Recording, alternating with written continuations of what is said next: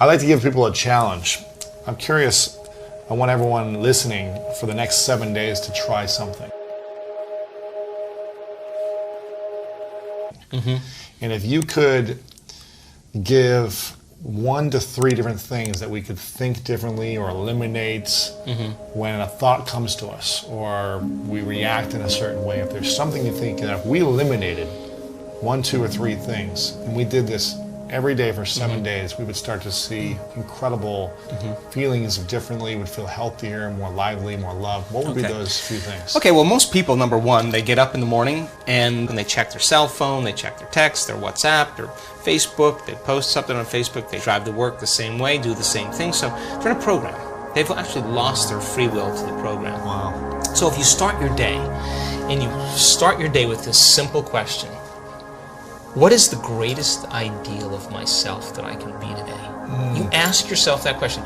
Now listen, your body's going to go like, well, we got to get a cup of coffee and you got to I'm tired yet. And you got to go, body, you're not the mind, I'm the mind right now. You're going to sit here, I'm going to feed you. You're going to get your coffee, you're going to do all those things, but right now, this is my time. You're going to obey me, right? So now, the body's no longer the mind, you're the mind. And so when it wants to get up and you become aware of it, and return back to the present moment, every time you do, that's a victory. Wow. And you're changing some aspect of yourself. So then, ask yourself, I do this all the time, write down 4 thoughts that you're going to stay conscious of the whole day. I can't, it's too hard. You'd be surprised the moment you become conscious of what those thoughts are, how unconscious you've been to them all day, for weeks on end. Write down what you speak, how you speak, 4 things you want to change, how you act. How do you act? Do you complain? Do you blame? Do you make excuses? You feel sorry for yourself? That's a victim consciousness. What emotions do you live by? Is it possible that you're so used to living by guilt you don't even know it's guilt, it just feels like you? Do you allow your energy to drop? Become conscious of those states of mind and body and review them and say, this is the old self. Then say, what thoughts do I want to fire and wire in my brain? And start firing and wiring and start feeling it. What behaviors will I demonstrate today? What choices will I make? One day, one lifetime. And just like you did, rehearse them. Rehearse the whole entire thing. Begin to install the neurological hardware in your brain. And if you keep installing it, the hardware is going to become a software program. And you're going to start thinking and acting that way. And then here's the tough part. Can you teach your body emotionally what your future is going to feel like before it's made manifest? And don't get up until you feel that way.